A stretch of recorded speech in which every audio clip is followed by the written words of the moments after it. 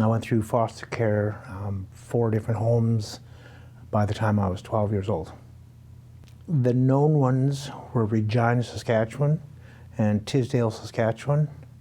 There were 2 other homes that I'm not aware of. The information that I received in regards to those places had been blacked out, so I never found out.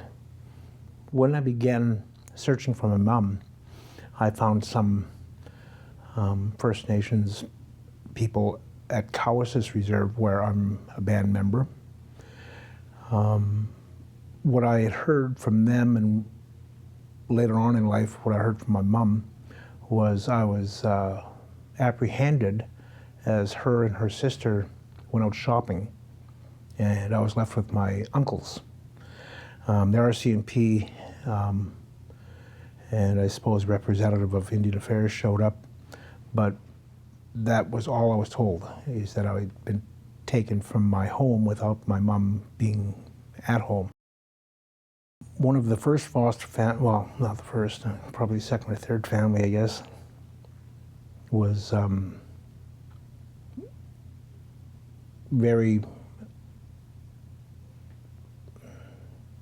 forceful in trying to ensure that I didn't talk about Indian, that I didn't identify with Indian. One of the most, I don't know if it's anger or if it's sadness, but I remember sitting in the bathtub with my elbows like this, and my foster mom was scrubbing my knees, because she said, "You're dirty, dirty, dirty." And I said, "I don't think I'm dirty." And then she says, "No, you're a dirty little Indian, and we're going to clean that up." And I remember the blood going up and down, and I was maybe 5 or 6 years old. And it stayed with me. It's still, to this day, it's really harsh sometimes to remember that. But she tried to get it out, and then from that, that kind of started, that is what started, I think, my little wall that I built up around myself. And it really became a lot more challenging as I went on, because I am Indian. Later on in years, when I'd run away from home, I was 13, I ran away all the way down in Minot, North Dakota. No idea why I went south, other than I was just running. And I got picked up by the state troopers there, and they brought me back to the border. I remember them meeting the RCMP with all the lights, and I just kind of like, oh boy, I'm really in trouble now. And the RCMP officer said, "Get the back seat." And I got the back seat, and they had a talk on the highway, and there was snow blowing. It was a Saskatchewan winter, which, I don't know, at age 13 what I was doing out there, other than I was just running. I was just tired of being where I was, and I thought, I'll go find some other place. And it's funny, because instinctively I went that direction. That's where my people are from. That's where we're originally from, is Minot, North Dakota, Pine Ridge, Montana area.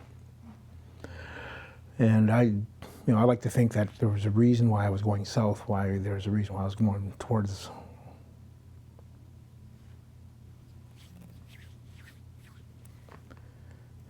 where our people came from. So so the RCMP officer drove me back to Regina. I had presumed that he would be contacting my foster parents to tell them that we have him. And on the way there, he said, "So what's your name?" And at that time, my name was Bill Hayes, and I gave my name. He says, "Oh, okay." And he did something, and he says, "You haven't been missed yet." I'm there, "Pardon?" He said, "You haven't been missed yet." I've been gone for 2 days. "What do you mean I'm not missed?" He said, "Nobody filed a report. Nobody had cause to contact the police or anything." So I said, "Oh, okay, well, I'll go home then." He says, I don't think you want to go home." I said, "Pardon?" I'm kind of, not that eloquently, but it was more or less like, "What?" And he said, "I'm going to drop you off at McDonald's. Here's $5, and you phone them and talk to them." And I'm there, "Okay." And he did. He dropped me off at McDonald's, and I went inside and grabbed something to eat, and then I phoned home, and they had said words to the effect that, well, if you're wanting to run, go ahead. I said, okay. So I ended up becoming homeless for, well, that was like about Christmas time. I think that's why I ran away. I didn't like Christmas. But I was homeless until the end of January.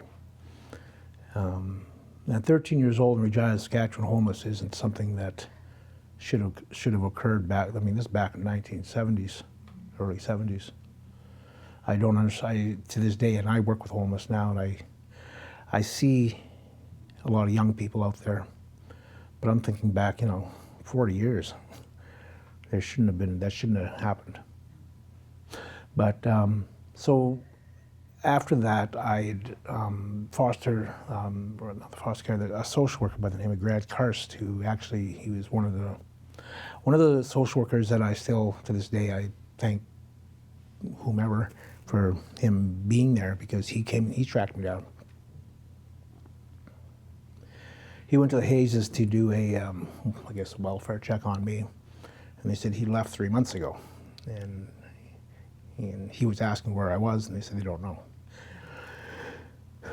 So so he found me, and with the Regina City Police Service, Larry, one of the officers named Larry Wilkes, I believe. But between the two of them, they were just nice guys. So they placed me with a First Nations family. I'd never been around First Nations. The only exposure I had to Indians in Regina were the ones sitting on the curb drinking or passed out on the sidewalks, or really negative images. I didn't want to be that. So about that time I became Chico. I adopted the name Chico, and you call me Frankie or call me Bill or anything, nope, my name's Chico. Again, because I think I probably saw some show where I saw a brown skinned person who was a hero, or I wanted to be something I wasn't. And I remember that for years, and that actually lasted up until I joined the Army. And then I couldn't call myself Chico anymore because I had a birth certificate that said my name was Frank Joseph Delorme. The biggest thing about becoming part of that family was they had a house full of children, not children, adults. They were all adult children, like 17, 18, 19, 20. They were good people, though. They didn't allow drinking in the house, and I remember Bobby and Jerry, two of the brothers, they liked their parties, and they'd try to sneak in, and they'd always get caught, and Rose would go after them, and it was, as horrible as it sounds, it was fun. There was a tight family. They loved each other. They treated each other with respect, and they treated me with respect, so. They gave me my own room. I'd never had my own room ever. And I had my own bed and a dresser, which now it doesn't seem like a big thing, but I remember walking to that room going, who else is staying here? And there's only one bed. And I said, well, this is your room. You stay here, and you put up your posters. If we'll buy, I had a $1.50 allowance or something. I don't know what else. She says, we'll go to the Army, Navy, or Woolworths or something. We're going to buy you some posters so we can make it like your room. And yeah, that was a pretty awesome time. And I stayed with them for a number of years. I think 2 years. For me, that's a long time. And in that time, I met other Indians in the neighborhood, because it was that type of an area, low-income area, low-income wage earners. So the other First Nations within blocks. So I saw other Indian children, and my age. And like I said, I'd always been shamed about being Indian, because that was a way to survive. It worked up until I started realizing, hey, these kids are they're nice to me. They're not, they're kids. I didn't know I was Indian so much as I knew I was not white. No connections. in time, because of what various foster parents were putting on me as far as you're a dirty little Indian, you're going to be like that, you're going to be like that, then I realized, hey, wait a minute, I must be Indian. And it was shaming. It was very hard to be brown. And then, being in a foster home with non-natives who were adamant that they were going to save me and that I would not be Indian, that I would be white. But I remember looking in the mirror going, it's not going to happen.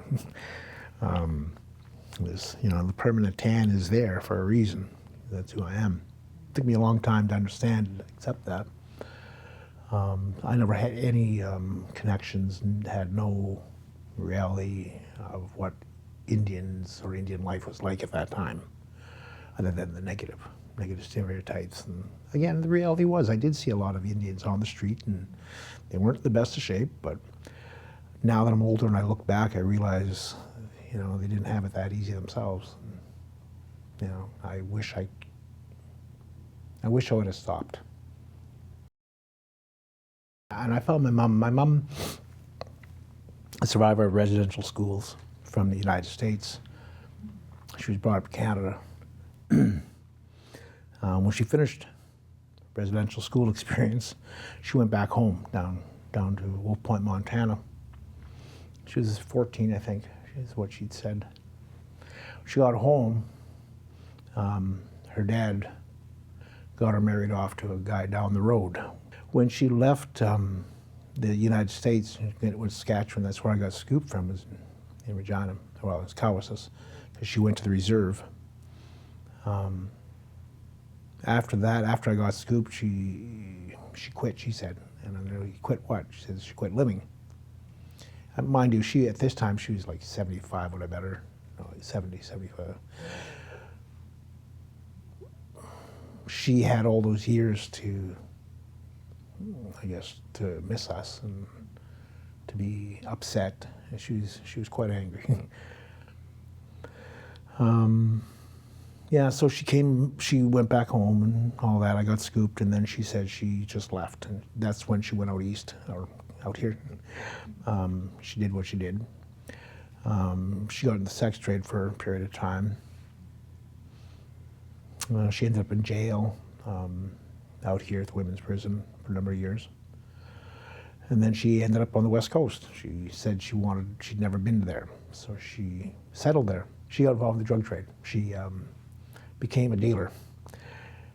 And she has a reputation downtown East Side. She ran the streets there for a good 20 years. She was that big. I knew it later on when I met her, I found out. And there's a story behind that. But I had just come off of a job in Toronto. I was working at the Native Men's Residence as a drug and alcohol counselor. I ended up in Vancouver for a conference or some such thing. And I was tired. I was burnt out and not realizing that's what it was. I just thought I was tired.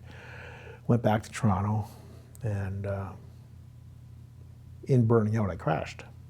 I went out for a drink, and 3 days later, I woke up in Vancouver. Took the company van, and I had my briefcase, had my cell phone. At that time, the cell phones were huge. I just woke up in the morning, the van was gone, the briefcase was gone, cell phone was gone. I had my leather jacket, my duffel bag, that was it. So I stayed, and eventually met my mom. I tracked her, well, I didn't track her so much as I just basically bumped into her at an after nights club. So my mom, after meeting her, she immediately recruited me into being a drug dealer. We parted ways. I said, I can't do this. I'm not. I tried to be a bad guy, but I can't be. I wasn't very good at it. I think if I ever had a sense of belonging, it would have changed who I am. I mean, I did a lot of wandering. Throughout Canada, the United States.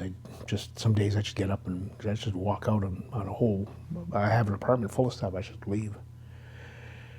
I'm not attached to material goods at all, and that really bothers my children. But I've never had anything, so I don't miss it. I have now. I mean, I have a nice home. My children are happy. But I can walk away from it all easily if I found home. Home is where the heart is, definitely, and my heart's with my children. But they understand that I'll keep doing this. I'll keep searching. I just have to, and they know that. And they're adults now, so I'm good to go. My mom, oh gosh, she phoned me one afternoon at work, and she sounded weird. She sounded upset, and I'm there, Mom, what's going on? What's happening? She used to like the old spaghetti westerns, John Wayne and all this. This is really hard. So she's watching John Wayne, and she says, Frankie, I don't know what's going on. And I'm like, Mom, what the heck? Like, what's going on? Let's burn it up. And she says, I think I heard my language. I'm like, what? She says, you got to come here right now. And I'm there, what language, Mom? What are you talking about? I had no concept what she was yapping about. Frankie, just come. So I went. I only worked about 6 blocks away, so I went over right away. And she had stopped the DVD. She says, make it go backwards. Okay, so rewind. There, stop. And there was 2 Indians in front of a TV talking to John Wayne. She said, play it. So I pressed play. And they spoke to each other in Sioux. And Mom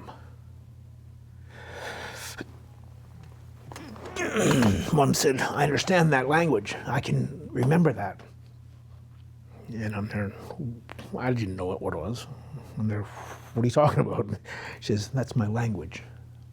And then she said her grandmother talked to her, and she remembers them talking. And I'm there like, well, okay. And I looked and I watched the whole movie, and I'm there, well, they're from Montana. It's a Sioux language. She says, I'm Sioux. And they're, you didn't know that? She says, I knew it, but I didn't know that that's what they called us. And they're, what else would they call you? But she said traditionally their names were different. It wasn't Sioux, it was, I guess, Lakota or Nakota or something. That's what they were called. So she said, since she was a child, she never heard her language spoken. So John Wayne had to save the day. And that's when I realized how lost my mom was. I think part of the healing process was the fact that I had to acknowledge to myself, and not to anybody else, but to myself, that I am not as strong as I think I am. That being weak, I mean, I was raised, weakness was not something I believed in, or even the concept wasn't, I didn't even think about it.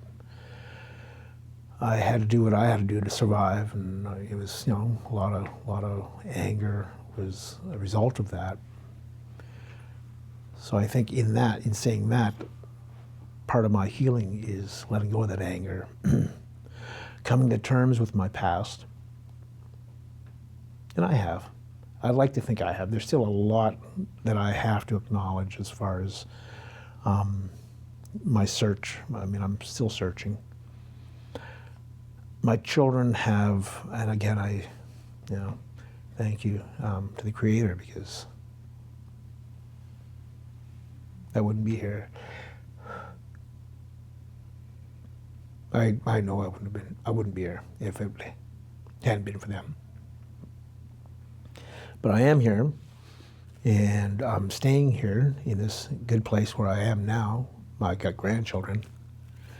I'm hoping to go home back to our ancestral lands to find out my language. I think that's a start. I know there's a lot of good things from our people coming out now. There's a lot of bad stuff too, but I think the good is outweighing the bad. We're a strong people, and we survived. I've survived. An apology is words. I mean, I think back with all the knowledge that I've gained over the years, with all the stories I've heard from our people.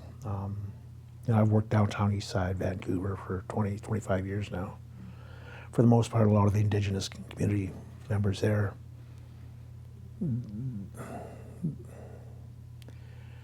For any sitting government to ask or offer an apology, no.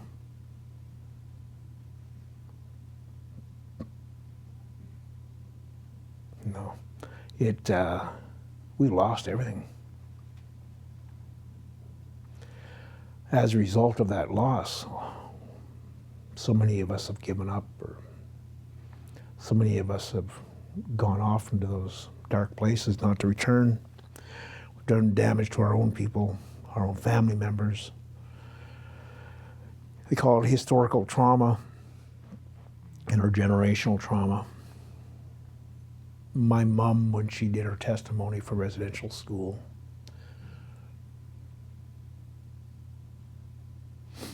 I was her support, so I went to the hearing with the lawyers and the three-piece suits and whatnot. And they said, okay, Lorna, time for you to come on in and we're just gonna sit down and we want to record this. And so I grabbed my mom's hand and she, what? She says, you can't come in. But I'm here to support you. She says, no, Frankie Joe, you're not coming in. And I'm like, why not, Mom? And she just said, my mom got determined. She got a look in her eye. And I just, whoop, okay, Mom, I'll be right here. And she went in and she was angry. She was upset that she was being put in this position where she had to talk about a past that she had all but buried. And that's what I don't want to see happen to these people in the 60s scoop, is my mom came out of there a different woman.